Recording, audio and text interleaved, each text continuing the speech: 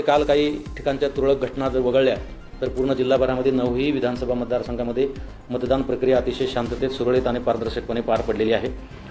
आपल्याकडे जे आता अंतिम टक्केवारी पूर्ण मतदान केंद्रावरच्या पार्टीज आल्यानंतर त्यांची नमुना 17C वगैरे तपासून इनकोरवर जे ॲप आहे ईशायचं, त्या ॲपवर जे आकडेवारी आता सकाळी अपलोड झाली त्याप्रमाणे आपली आता अंतिम मतदानाची टक्केवारी जी आहे ती 69.64% झालेली आहे। म्हणजे जवळजवळ 70% मतदान आपल्या जिल्ह्यामध्ये झालेलं आहे आणि हे मागच्या विधानसभा निवडणुकीच्यापेक्षा 5% जास्त आहे। तुम्हाला जर आकडेवारी सांगायचं म्हणलं तर 2019ला ज्या विधानसभा झाल्या होत्या त्यामध्ये पुरुषाचं प्रमाण मतदानाचं 68% होतं, यावेळेस ते 70% झाले।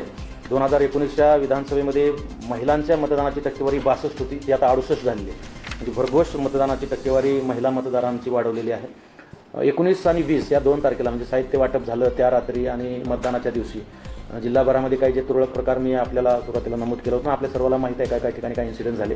त्याच्यामध्ये आपण ग्रामीण भागामध्ये 5 गुन्हे दाखल केलेले आहेत आणि शहरी भागामध्ये सिटी साहेबाच्या एरियामध्ये 6 असे आपण 11 गुन्हे दाखल केलेले आहेत। आता वेध लागलेत सर्वांना काउंटिंगच्या अनुषंगानं।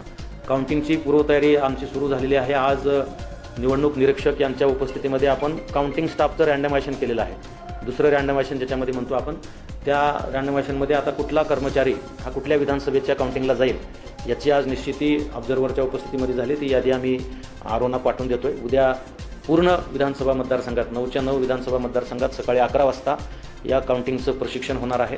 एकंदरीतच पूर्ण मतमोजणीच्या प्रक्रियेसाठी जो मॅनपॉवर आपण लावलेला आहे तो 5778 इतका मॅनपॉवर आपण काउंटिंगच्या कामकाजासाठी लावलेला आहे। उद्या प्रशिक्षण होईल आणि परवा दिवशी 23 तारखेला सकाळी 8 वाजता मतमोजणीला त्या विधानसभेच्या मुख्यालयामध्ये मतमोजणीला प्रारंभ होईल। या आपल्या सर्व महिन्याभराच्या काळामध्ये निवडणुकीच्या अनुषंगाने जे काही गुन्हे दाखल झालेले आहेत ते एकूण 13 गुन्हे दाखल झालेले आहेत आणि एकूण 5 NC दाखल झालेले आहेत।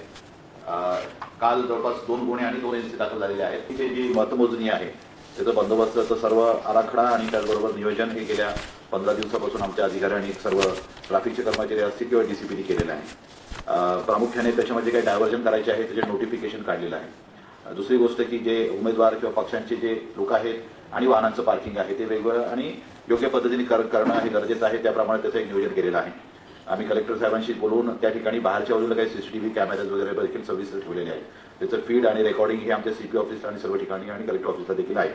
त्याचबरोबर आमच्याकडे ड्रोन, त्याचबरोबर जे काही आम्ही व्हिडिओ कॅमेराज आहेत त्याचाही प्रभावी वापर शहरामध्ये संपूर्ण करणार आहोत। मतमोजणीचा बंदोबस्ताचं नियोजन योग्य पद्धतीने केलेलं आहे।